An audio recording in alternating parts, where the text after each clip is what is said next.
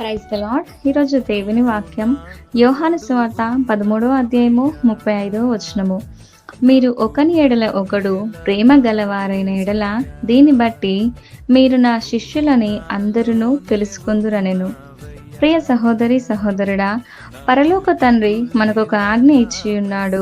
అదేమనగా మీరందరూ ఒకరినొకరు ప్రేమ, దయ, సహోదర భావముతో కృపా కనికరములు కలిగి ప్రేమ గలవారై జీవించాలని ఆశపడుతున్నాడు.